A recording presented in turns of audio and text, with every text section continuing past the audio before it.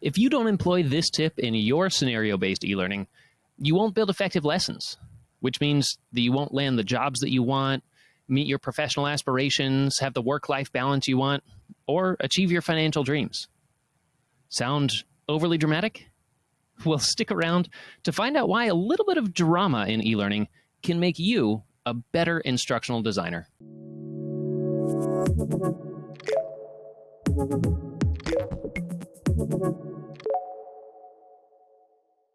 During my career as a professional scuba diver, I was trained in cave diving. Diving in caves requires a very specialized set of skills. It requires extensive training in both equipment and in techniques. It's an incredible experience. There's nothing like it in the world of just gliding through the cave passages underwater. There's a particular allure to being in a cave underwater. Well, for some people. And the cave diving community was seeing an uptick in some of the fatalities of untrained divers going into the caves. And so after this rise, the community decided that it was prudent to start installing signage to prevent untrained divers from going in. And so what I want to do is show you one of the most iconic underwater cave diving signs of them all. Here it is. Take a look. This is what it's like in the natural environment, and then let me zoom in so you can actually see the still image of it. Go ahead and pause the video if you want to read through it. Do that all you like, but the point here is having a sign like this is a great way to learn from other people's mistakes. The graphic and the facts combined, they show the negative consequences of making the wrong decision.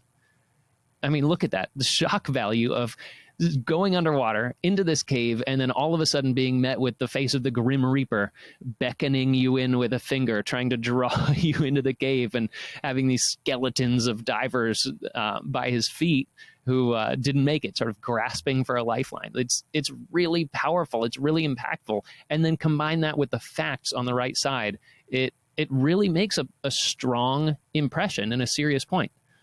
And you would think that when these signs went in, that people would see them, and by the masses, like, people would stop going into the caves because they would see the danger. However, the data show that after implementing these signs, deaths were reduced by only about 25%. And so any single death that is prevented by these signs is a huge win. Huge win, and absolutely justifies the existence of these signs being underwater. But for every 4 people that would have otherwise gone in, 3 of them still went in to meet their fate. So despite the dramatic warning, some people still didn't connect the facts to themselves. They saw these numbers as statistics, not real human beings. This sign, what you see underwater in this Grim Reaper sign, these are secondhand accounts at best. Now, secondhand accounts can have an impact on people's behavior, sure, but firsthand experiences are much more memorable. Sometimes it takes a firsthand experience for lessons to really sink in. Going through driver's ed as a high schooler, we were taught all the rules of the road. And the driving instructor would even elaborate sometimes with anecdotes and personal experiences. And so despite being taught all of the rules of the road, including being patient at intersections, I totaled my car by being impatient at a stop sign. It was a huge blessing that nobody had a scratch. It was a pretty bad accident, but every single one of us walked away completely unscathed. And even though I wasn't even hurt, I still think about it when I drive 20 years later. When we live out the consequences firsthand, the lessons become far more potent than if someone just tells us the facts or the rules or what to do. And so in e-learning, just like in real life, the more severe the consequence is, the more memorable it is. And so the more memorable it is, the more likely we are to learn from the mistake. In other words, if you want to make effective lessons with scenario-based e-learning, then tap into the consequences. Scenario-based e-learning, it pushes the envelope by immersing the learner in the story and making the learning experience a lot more visceral than just facts and information. The learner makes decisions, and then they get to watch those decisions play out in the story. And as instructional designers, we do what we can to mimic and try and recreate a firsthand experience in a risk-free environment. Kind of like how I still remember that car accident to this day. Now, because it's only a simulation, we have to rely on the severity of the consequences to make the lessons more memorable. Kind of like the cave diving sign does. Has a grim reaper and talks about death to try and make a point. It's a very powerful e-learning tool that we have in our instructional design toolkits. Scenario-based e-learning is.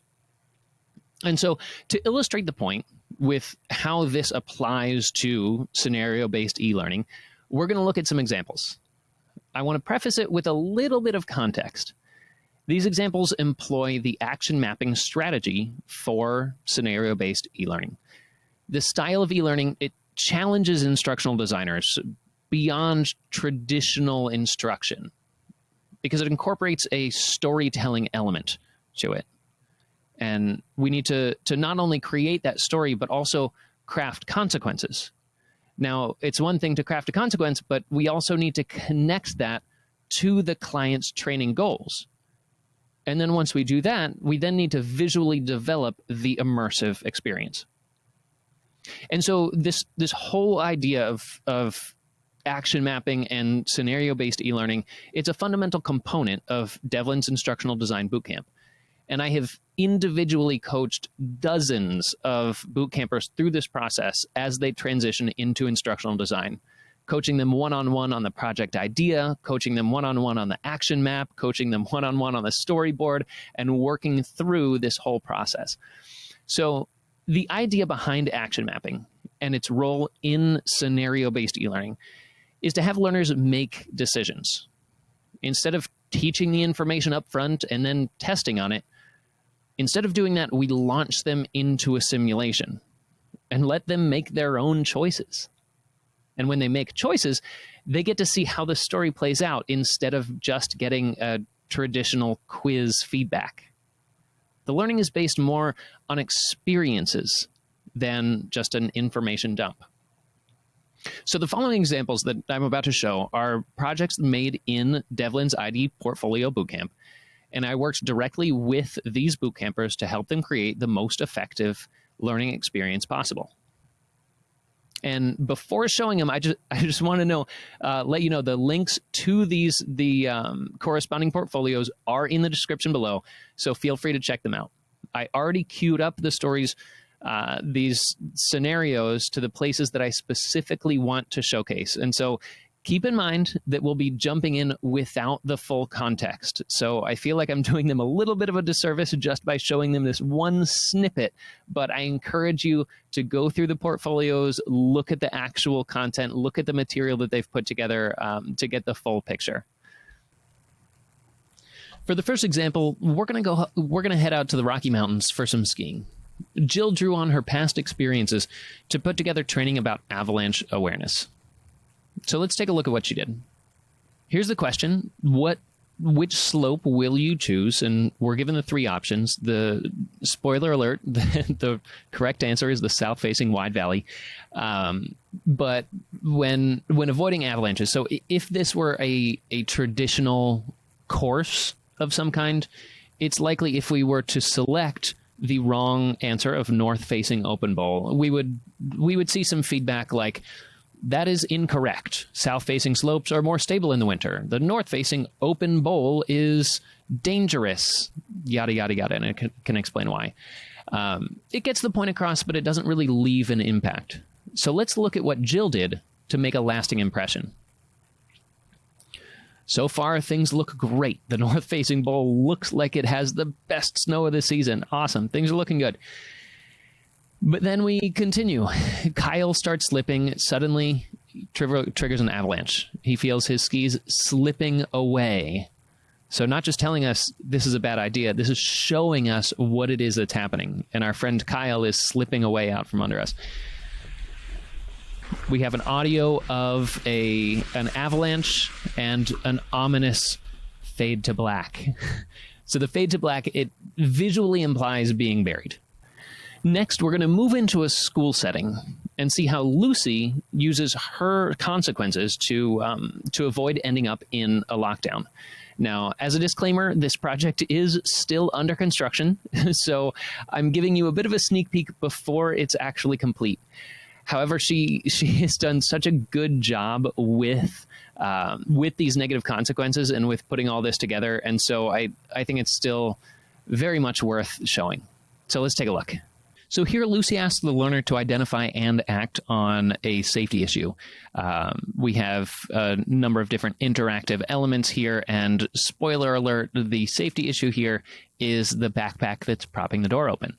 And so if this were a quiz, a traditional type of learning that wasn't scenario-based, this was a multiple choice question, the feedback would be something along the lines of, that's incorrect. The door that's being propped open is the biggest safety hazard, and it could lead to unauthorized people coming into the building and causing disruptions or causing problems or whatever they might be. But as a prudent designer, Lucy wanted to do something a little bit more effective and memorable. And so I worked with her on this, and I want to show you what she came up with. So take a look. We select the girl who's standing on a rolling swivel chair, which, yes, is a hazard. But in the meantime, while we are dealing with the girl on the chair, these two angry parents sneak into the school. So then what happens? It doesn't stop there. This kid minding his own business, they come in and start hitting him. So the parents are looking for a student who's bullying their son. They find him. They start beating up the student, which leads to pandemonium. Students are running and screaming. A standby student shouts that he saw a weapon. And so obviously that means that the school has to go into lockdown, prompting the spread of misinformation, anxiety, and a long line of parents waiting outside of the school for hours to get their children. So, it is a much more serious consequence than you otherwise would have seen. But by not locking the open door immediately, here, and we can go back to that same scene, by not addressing this propped door right out of the start, it shows, based on actual real-life events, what could happen. And I want to commend Lucy on this, that I worked with her pretty directly on specifically making sure that the outcomes were realistic. And so she went so far as to get actual accounts and actual events that have transpired in real life at schools that drove her negative consequences. And so all of the negative consequences within her story are based on reality. They're based on real world events, including this one that you just saw of parents coming in and beating up a kid, and that leading to a lockdown. And so it's really important to establish this, because if the consequences are not realistic, if they're dramatic but not realistic, you're going to lose your learners. You're going to lose your audience. They're going to stop believing. They're going to sort of get a little bit desensitized to what you're doing, because they're not going to really connect to it and see that, like, okay, you're just being a little bit extra right now. Come on, keep it real. You have to keep it real. And Lucy does exactly that. And so she used actual incidents that have happened at real schools. Now, not all open doors are going to immediately invite trouble like this in. Absolutely not. So our consequence isn't necessarily the most likely outcome. But we don't train people for the most likely situation. We train people for the problematic one. And so the idea is to show the most severe potential outcome. And so her consequence is certainly severe. And because it's based on real world events, real life events, it is undeniably realistic. And so these two examples in some ways could be considered inherently risky environments. So let's take a look now at how Nan uses negative consequences in basic classroom settings in her multicultural classroom scenario. Take a look. Now remember, I'm sort of jumping into these without the full context of the story leading up to it, but Nan has already set the tone with a misunderstanding between two students that starts to become a little bit heated. No one here is in a life-threatening situation. Nobody's going to get beat up. No parents are going to come in and beat anybody up. But I worked with Nan on this, and I want to show you what masterful solution that she came up with here. So this is the correct answer, but let's see what happens if we go with an incorrect answer. Instead of saying, that's incorrect, you should have done this, she does this. She has some dialogue. The dialogue continues. And at any point, you can pause and read or really experience this for yourself in the link below.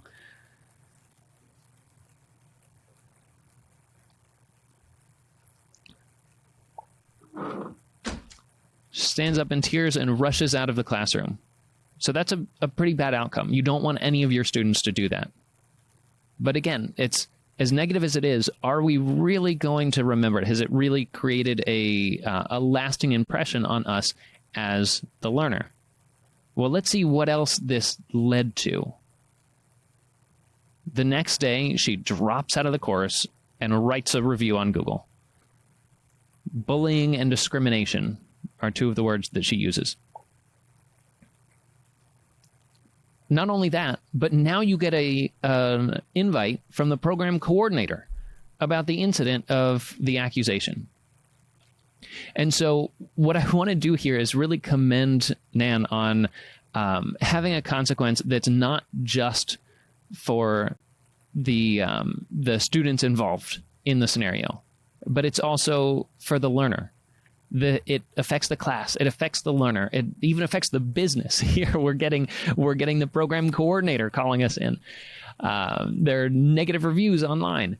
Nan brilliantly illustrates how actions can have consequences that are far more than just the learner. And they have implications that extend beyond the present.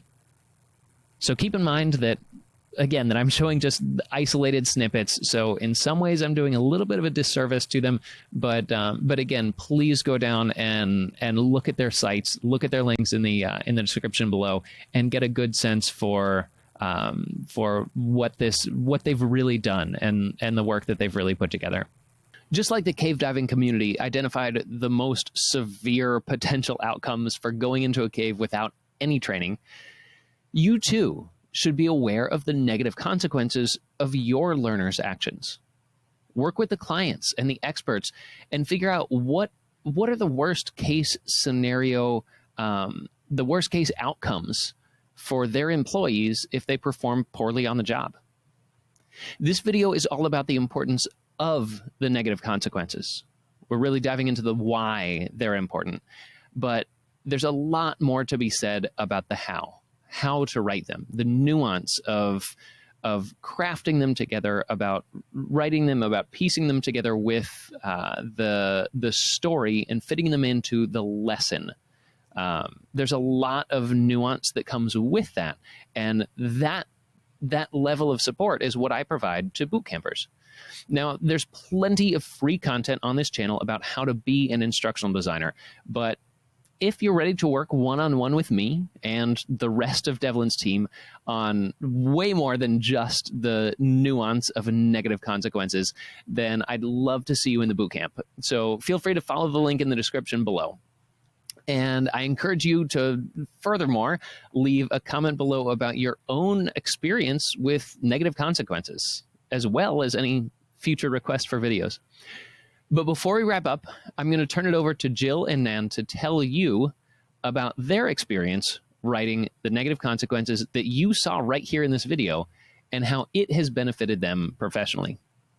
I look forward to seeing you again here on this channel. So until then, like, comment, and subscribe so you can stay up to date with all the free content. Till next time, take care. I started my project on avalanche awareness because of a need for more education on safe winter backcountry ski travel. My goal was to provide decision-making practice in high-risk situations. So I needed to make my learners feel like they were making real-world decisions. So my initial text-based storyboard described these large white avalanches rolling down the mountain to show consequences of a poor choice. I began working with Robbie at this point, and this is when he encouraged me to take the consequence a step further and show an even more engaging, life-threatening consequence in this high-risk environment. So after taking the consequences further with this black screen of doom, it was more clear to my learners that these high-risk situations have the potential to bury you and potentially take your life. Showing actual real-world consequences will create a more engaging learning experience for your learners. The final product that is published on my portfolio helped me stand out in the job market. I received an instructional design job offer from an organization that I really wanted to work with within 1 month of beginning my job search. Additionally, my portfolio has opened doors for me to do freelance work. So working with Robbie helped me write even more engaging consequences and therefore helped me scale up to be an even better instructional designer. Robbie's feedback and professional advice set me off on my ID journey in a really positive way. Hi, I'm Nan. Like many folks in the instructional design community, I also transitioned from a teaching background. I joined Devlin's Bootcamp last summer, where I had a chance to work with Robbie, an incredible Bootcamp pro. What I appreciate most about Robbie and the team is how they genuinely care about and respect my ideas without trying to force them into any specific mold. Robbie took the time to understand my project and my ideas and provided honest and candid feedback. His expertise in storyboarding helped me create engaging scenarios with powerful consequences and made my project evolve to another level. He also held me to high standards, encouraging me to refine my work, even if it meant just making minor tweaks, which is actually an important part of being an instructional designer. I feel very lucky that Robbie's guidance has pushed me to grow further and set me apart. Now I'm more confident when competing for jobs, and I can definitely see more opportunities ahead. So if you are also transitioning from the classroom and interested in Devlin's Bootcamp, I would say don't miss the chance to work with Robbie and the amazing Bootcamp pros. They are great mentors who genuinely care and can make a real difference in your journey.